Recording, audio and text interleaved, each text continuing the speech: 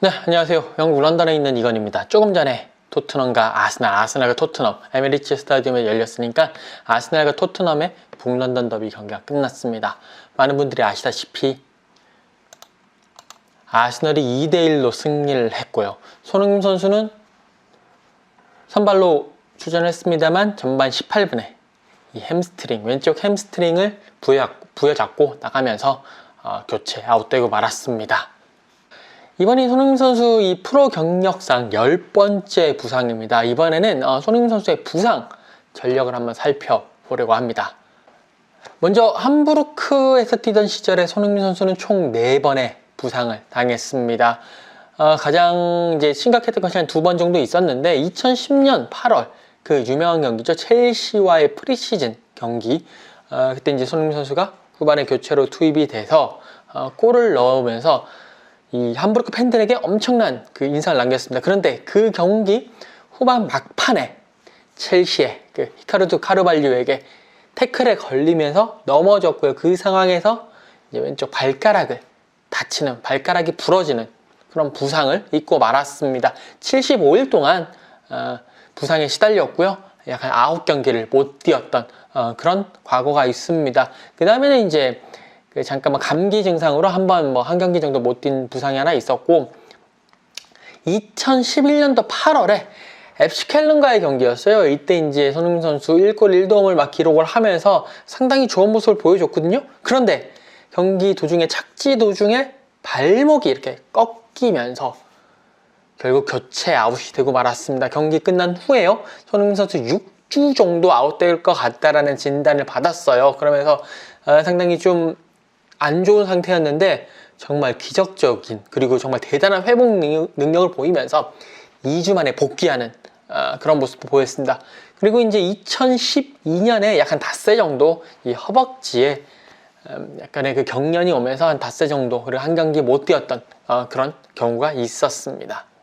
손흥민 선수 이제 레버쿠젠으로 옮기고 난 이후에는 사실 레버쿠젠 시절에서는 큰 부상이 없었어요. 거의 부상이 없었고 토트넘 2015년도 여름에 토트넘으로 이적하고 난 이후에 한 5번 정도의 부상이 있었습니다. 이번 부상을 빼고 5번 부상이죠.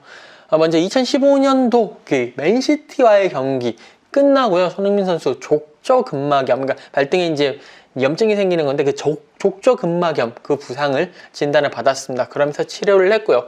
약 한 38일 동안 7경기에 못 나오는 그런 시기를 가졌습니다.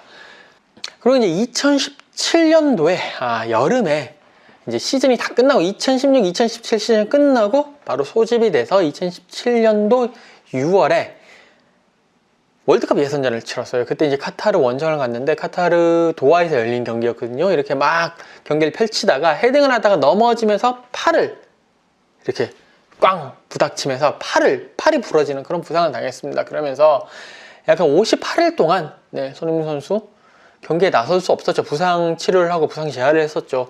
이 부상으로 사실 이제 경기에 큰 지장은 없었습니다. 하지만 그 토트넘의 그 시즌, 프리시즌 완전히 통째로 날리면서 조금 아쉬움을 남았고요. 그렇지만 2017, 2018 시즌에 개막전에는 결정하지 않고 그때부터는 뛰기는 했었습니다. 근데 좀 프리시즌을 좀 날린 게 조금 아쉬웠고요. 그리고 이제 2018, 2019 시즌, 2019년 1월 말에 약간 이 허벅지 쪽에 이 부상을 당하면서 약간 하루 정도, 근데 이거는 그냥 살짝 경미한 부상인 것 같아요. 하루 정도 있었다고 하니까 이거는 넘어갈 수 있는 부상이고, 그 다음에 이제 우리가 기억을 하고 있죠. 2019년 2월 17일에 에스턴 빌라 원정 경기였는데요. 이때 손흥민 선수가 경기 도중에 이렇게 부닥치면서 부상을 당하는 그런 모습을 보여줬습니다. 그럼에도 불구하고 손흥민 선수 풀타임을 뛰었어요. 팔이 부러졌는데 풀타임을 뛰면서 2골을 넣으면서 팀의 3대2 승리를 이끌었습니다. 마지막 경기 종료 직전에 극장골을 넣으면서 정말 대단한 모습을 보였죠. 그리고 이제 제 기억으로도 그때 이제 현장에 갔었는데 경기 끝나고 손흥민 선수가 인터뷰를 했거든요. 팔 괜찮냐고 물어봤는데 괜찮다고 했어요. 별로 안 아프다고. 그런데 이제 한 이틀 정도 있다가 갑자기 토트넘에서 손흥민 선수의 팔 골절 부상을 발표를 했고요. 결국 손흥민 선수는 그때부터 약 73일 동안 부상으로 부상 재활의 시간을 가졌습니다. 다만 이제 6경기를 결정을 했는데 그 이후에 코로나 팬데믹으로 인해 가지고 프리미어리그가 중단이 됐어요. 그러면서 어느 정도 시간을 벌었고 손흥민 선수 다시 복귀를 해가지고 팀의 유로파리그 진출을 이끌었습니다. 그리고 난 다음에 2020년 9월 27일에 이 뉴캐슬과의 경기에서 손흥민 선수 전반만 뛰고 교체 아웃이 됐습니다. 나중에 경기 끝나고 난 이후에 기자회견에서 취재진이 물었는데 왜 손흥민 선수를 뺀 거냐? 무리뉴 감독이 부상이다. 다들 놀랐죠. 무슨 부상이냐? 햄스트링 부상이다. 언제 돌아올 거냐? 아직은 잘 모르겠다 라고 이야기를 하면서 부상이 있었음을 얘기를 했고요. 당초 한 6주 정도, 뭐 최소 3, 4주 그 정도는 갈 것 같다라고 했는데 손흥민 선수 정말 괴물 같은 회복력을 보여주면서 대단한 회복력을 보여주면서 단 엿새 만에 복귀를 했고요. 그리고 맨유와의 원정 경기에 선발 출전하면서 건재함을 과시했습니다.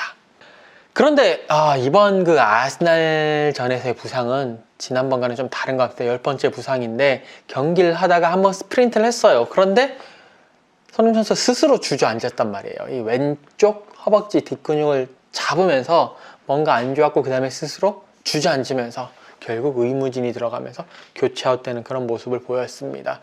이제까지 손흥민 선수가 10번의 이 9번의 앞선 9번의 부상에서는 스스로 주저앉거나 이런 상황은 아니었거든요. 이렇게 가다가 넘어져서 부러졌다라든지 이런 쪽의 부상이었는데 이거는 이제 특히 근육 부상 스스로 자기가 이상을 느끼고 주저앉았다라는 그 의미 상당히 쉽지가 않다.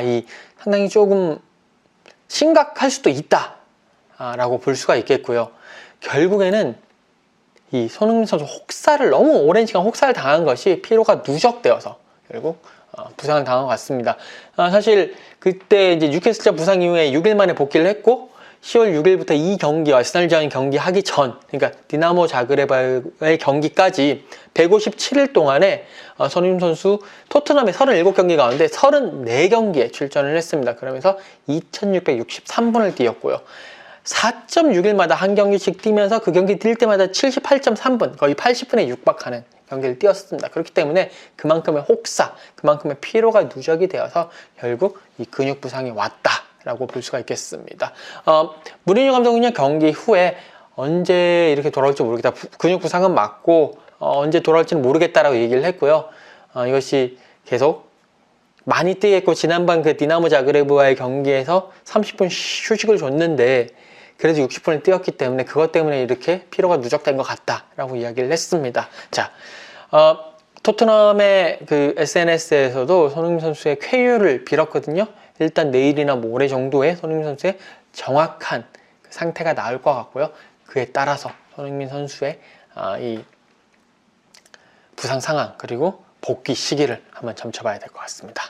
손흥민 선수의 저도 쾌유를 바라면서요. 오늘 여기서 마치도록 하겠습니다.